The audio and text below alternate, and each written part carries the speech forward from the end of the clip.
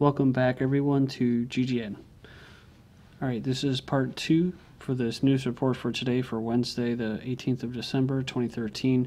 My website is ggnonline.net and on YouTube my channels are ddarko2012 and ddarko2013. I'm going to cover the weather and other stuff including the economy. Significant severe weather outbreak with tornadoes this weekend in the Dixie Alley's Gulf states. So there's a little graph or a little picture of it.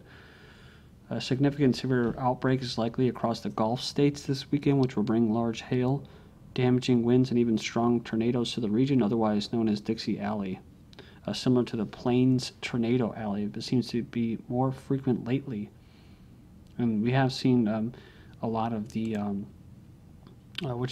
pulsing going on and spraying, and a lot of it has been, you've seen a lot of it being concentrated on the East Coast, the Southwest, the Northwest, or the Northeast and the South. You know, I think even a few times we had where it was like this, the whole thing. That's the current long wave or Haarp frequency status or reading. That's from today, the most up to date, and you have moderate, right before moderate high. Starting basically the epicenter would be southern Illinois, Indiana, Kentucky region, hitting all the way to the coast, and that up north to almost Canada, down south. So they're yeah, it's pretty crazy. It's actually, we've been having some pretty cold weather here in the Midwest, and then I noticed that all the temperatures are going to rise to, like, you know, it's already risen a little bit to like 30, and then tomorrow will be almost 40 degrees. 40 degrees. I mean, we've been having some cold ass temperatures, so this is going to have some serious effects, like possible tornadoes. So that makes perfect sense. I've seen them spraying. I mean, you guys have seen them too, spraying like there's no tomorrow. And of course, we can see here that they're pulsing. So, but it makes me wonder too, because recently they were spraying too as well, and it was still pretty cold. And it makes me wonder, when it was, you know, 8 degrees, 10 degrees for however long it was, it should have actually probably been like -5 degrees, -10 degrees in reality. And now when it's, you know, almost 40 degrees, it probably should be about 20 degrees. So they keep fighting what the inevitable is, and that is at least a mini ice age or an ice age, or a decrease in sunspots, or what they say, exceptionally inactive sun. So leading scientists say that the current rate of decline in solar activity is such that there's a real risk of seeing a return of such conditions. The solar activity is now falling more rapidly than at any time in the last 10,000 years. This is what he believes, because he says that basically they're able to determine how active the sun has been over thousands of years through ice cores. So this minimum activity or amount or minimum basically changed from 10% to just a few years ago to 25 to 30%. Speaking of percentages, we have Al Gore, Man Bear Pig. He forecasted an ice-free Arctic by 2013, but the ice actually expanded 50%. If you actually look at some of these pictures out there about the the ice sheets of the Arctic and the North Pole, it's actually kind of crazy. Just looking from, I think it was August of 2012 to August of 2013, see how much it's grown.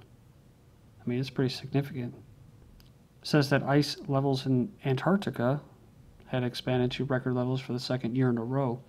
On that note, ice under the ice, they're finding diamonds discovered in Antarctica. They say the problem is that the frozen continent is protected from mining for decades under an international treaty. I'm sure there's a reason for that, whether it's underground bases or something, for an international treaty, kind of like with the North Pole.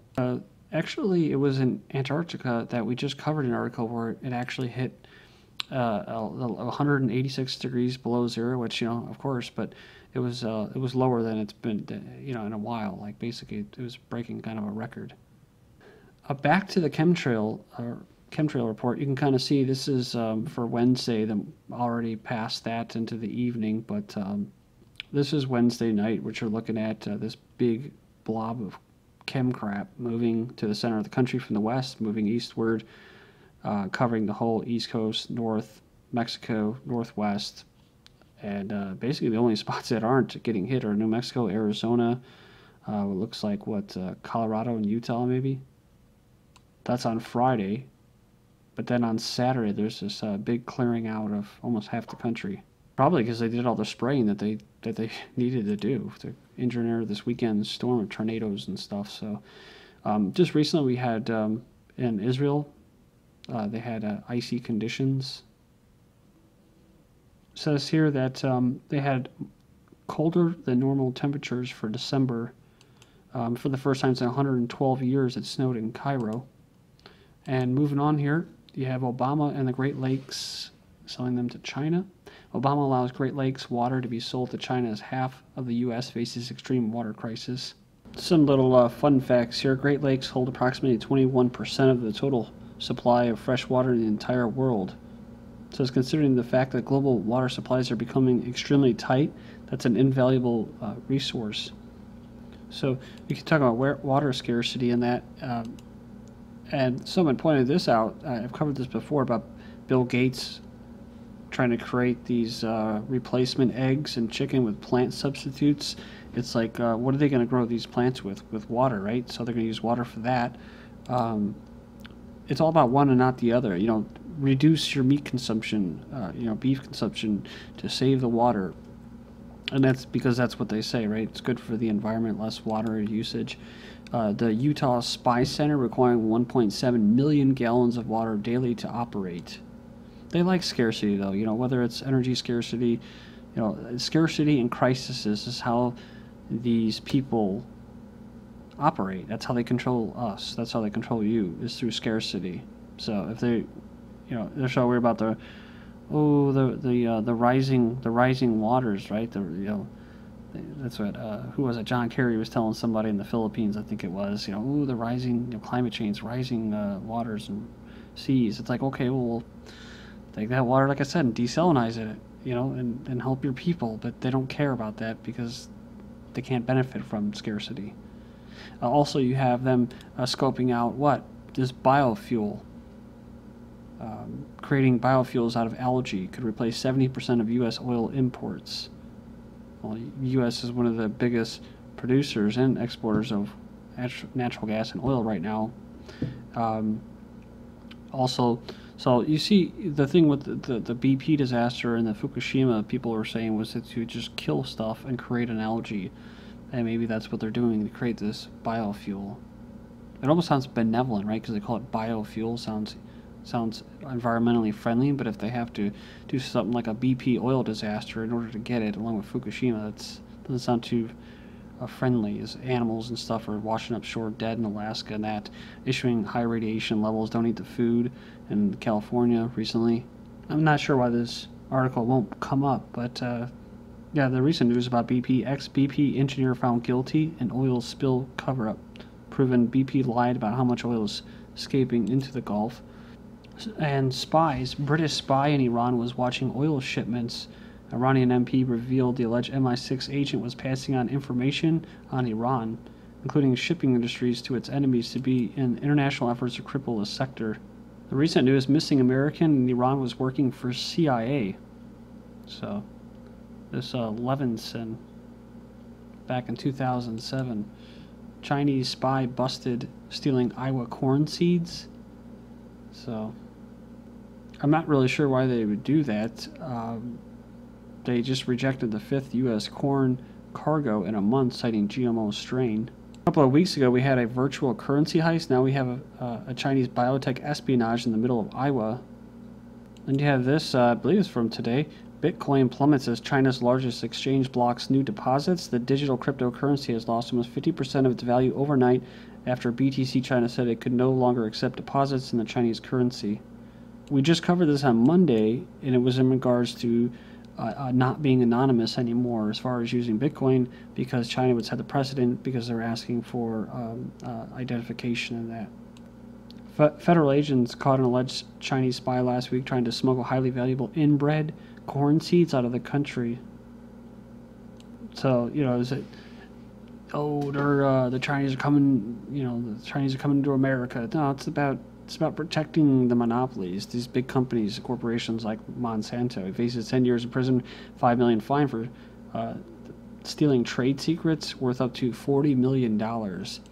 So rejecting the fifth U.S. corn cargo, maybe they just steal their own kind and re-engineer it, whatever, and then we don't have to buy it from the U.S. But it's like, why would you even want the stuff to begin with? We just covered about leaky gut syndrome, how it causes that. Deals with Russia have saved Ukraine from the economic collapse.